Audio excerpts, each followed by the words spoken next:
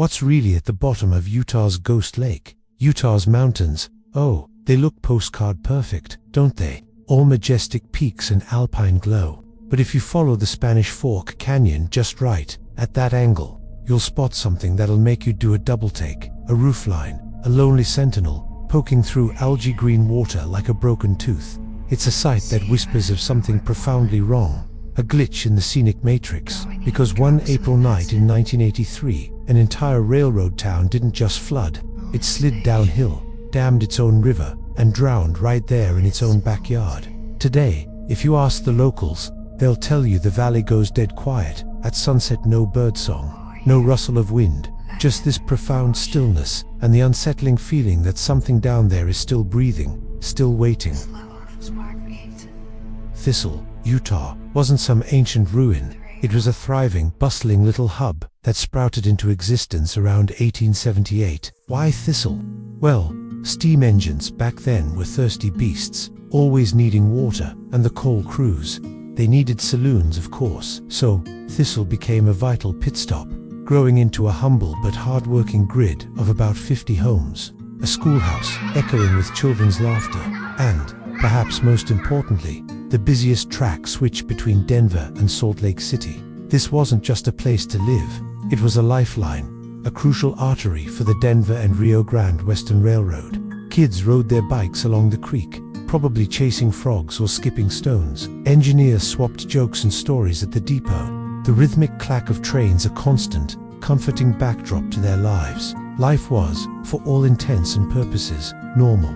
They had no idea, not a single soul, that the very mountain above them was slowly but surely turning into a geological pudding, record-breaking snowfall, followed by a relentless, warm rain for 48 hours straight, turned Thistle's picturesque backdrop into a ticking time Bama slow-motion freight train of rock and mud, just waiting for its cue.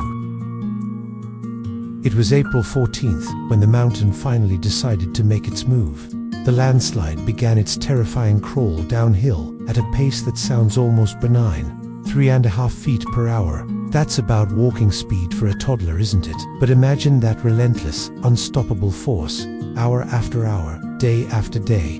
Within days, this creeping behemoth stacked up a natural dam, a colossal barrier nearly 220 feet tall. And here's the kicker, it was tighter, more impermeable, than any concrete barrier a civil engineer could ever hope to pour. The Spanish Fork River, suddenly finding its path blocked, began to back up. First, it formed a small pond, then a rapidly expanding lake, and then, inexorably, a watery tomb. Residents had maybe 3 frantic hours, if they were lucky, to grab what they could: photo albums, beloved pets, a few cherished heirlooms, before the water began to lap at their doorsteps. The Utah National Guard swooped in, evacuating about 50 people by helicopter, a desperate, last-minute rescue mission. Miraculously, no one died, a testament to quick thinking and sheer luck. But the town itself, it was erased from the map, swallowed whole, virtually overnight. The water eventually rose to an astonishing 50 to 160 feet deep over the submerged town, a silent, murky monument to nature's power. The immediate human cost was immeasurable, but the financial toll, that was staggering. Adjusted for today's economy, the Thistle disaster cost taxpayers over $500 million. Think about that for a moment. This wasn't just a local tragedy. It was an economic earthquake. Rail traffic, the very lifeblood of the region, screeched to a halt for months, causing widespread disruption. Key highways, US routes 6 and 89, simply vanished, buried under feet of silt and debris. The Denver and Rio Grande Western Railroad, facing an impossible obstacle, had no choice but to reroute entire freight corridors, pushing vital supply lines all the way through Wyoming. Congress later declared it the costliest landslide in U.S. history, a truly expensive footnote that, outside of Utah County, most people have probably never even heard of. It's a stark reminder of how quickly infrastructure, carefully built over decades, can be undone. Does your hometown hide a forgotten disaster? Drop the name in the comments so we can dig into it together. And if you find these forgotten stories as fascinating as we do, hit that like button, it really helps the channel. Today, modern trains don't brave the old route. Instead, they cruise along new tracks, carved high above the valley floor.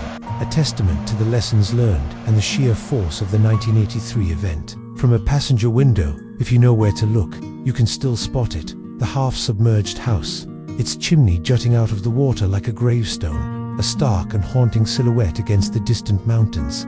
It's the most iconic image of Thistle, a silent scream frozen in time. And when the drought years hit, when the water levels recede and the lake shrinks, even more relics emerge from their watery slumber.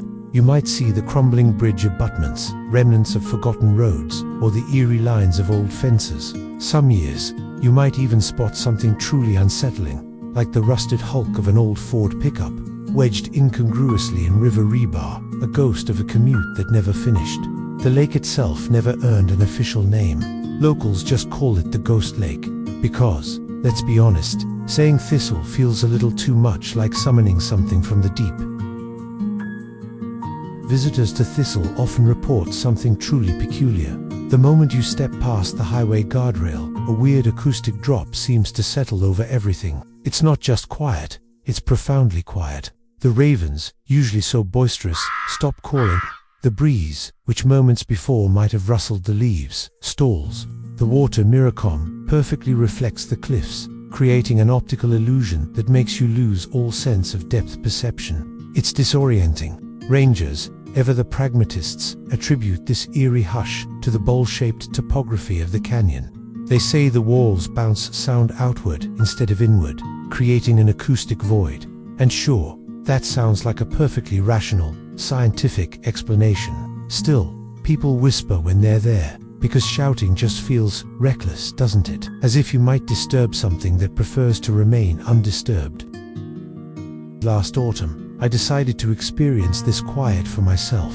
I hiked the old maintenance road at dusk, the air temperature hovering at a surprisingly mild 60 degrees. Yet, every exhalation fogged like it was the dead of January, a stark plume against the deepening twilight. Halfway around the lake, I saw them, a set of boot prints in the mud, leading straight into the water. And here's the part that really got me. There were no prints coming out. Now, I'm rational enough. I truly am. My brain immediately blamed a deer, maybe a drifting log that had been pulled ashore and then floated away. But my pulse didn't get the memo. It hammered against my ribs, a frantic drumbeat in the overwhelming silence. That's the thing about places like Thistle. They challenge your rationality, make you question what you think you know. So, what exactly is going on beneath that placid, eerie surface? The theories are as murky as the lake itself. Some blame carbonated groundwater. High CO levels have been measured in nearby springs. Enough, they say, to make voices sound thinner, almost ethereal. And flashlight beams flicker as if struggling to pierce a veil. Others point to iron-rich sediment, which they claim plays tricks on compasses, sending needles spinning erratically, making navigation a nightmare. Then, of course, there's the folklore camp, the whispers of history. They talk about miners, buried in an 1881 cave-in upstream, their bones perhaps washing downstream over the decades, settling under the thistle silt. No bodies have ever been recovered, of course, which, conveniently for the storytellers, means the theory stays tantalizingly unproven. It's easier to believe in ghosts when there's no body to bury, isn't it? Each theory, whether scientific or supernatural, just adds another layer to the unsettling mystique of the Ghost Lake. Which explanation lands for you? Geology, gas, or ghosts? Vote in the comments. And if you love exploring these kinds of mysteries, make sure you subscribe to Haunts and Hunts America, because we're just getting started. Underwater towns, whether they're ancient ruins or recent tragedies, scratch a very particular existential itch, don't they? They're not just fascinating, they're profoundly unsettling. They prove, in the most visceral way possible, that the everyday fabric of our lives, mortgages, grocery lists, even something as mundane as softball practice, can vanish faster than a weather report. Each rooftop silhouette, each crumbling foundation, isn't just a remnant. It's a memento mori, a stark reminder that progress, our carefully constructed world, floats until it doesn't. It's that potent cocktail of human engineering hubris clashing head-on with mountain indifference that makes these drowned towns so compelling. It's why they outperform haunted mansions in view counts every single time. They speak to our deepest fears about control, permanence, and the raw, untamed power of the natural world. Thistle, it seems, just refuses to stay buried.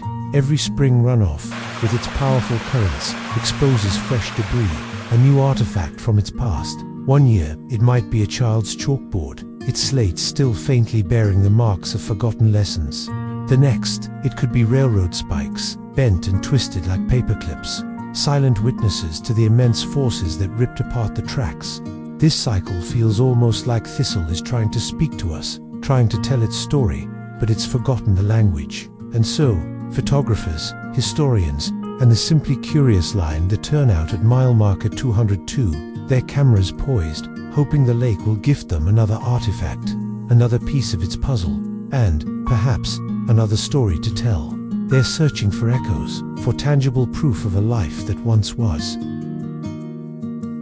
What happened at Thistle wasn't just a simple collapse. Geologists have a specific term for it, a translatory landslide. This means the mountain didn't just tumble down in a chaotic mess.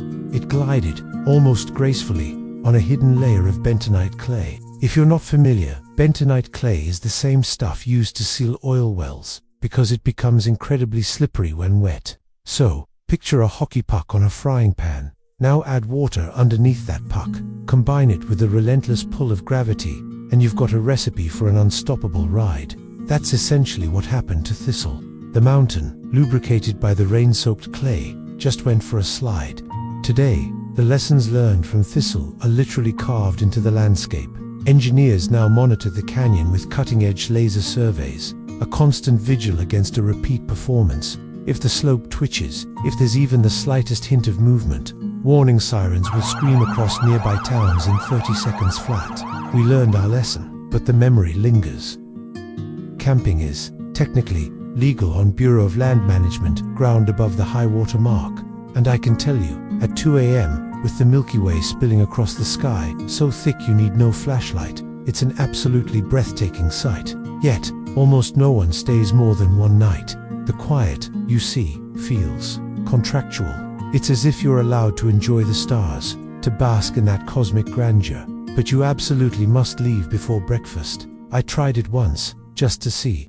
My recorder, left running through the night, picked up a metallic clank every 43 minutes, spaced with unnerving precision, as evenly as a heartbeat. What was it? I have no idea.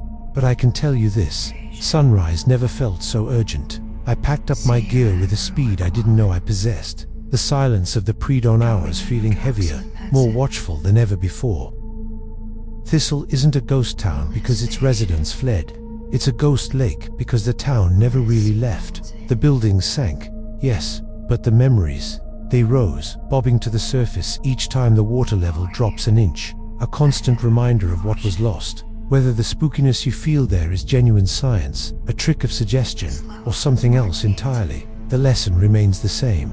Nature, in its infinite power, always finishes every conversation we start. So, next time you drive through central Utah and you spot that lonely roofline emerging from the water, roll down your window for a moment, take it all in, then roll it back up fast. Because some stories, like the one of Thistle, keep writing themselves in the mud beneath the mirror-calm water. And honestly, you may not want to hear how this one truly ends. Thanks for joining us on this trip with Haunts and Hunts America. If you want to be the first to know where we're heading next, be sure to subscribe and ring that notification bell. We'll see you out there.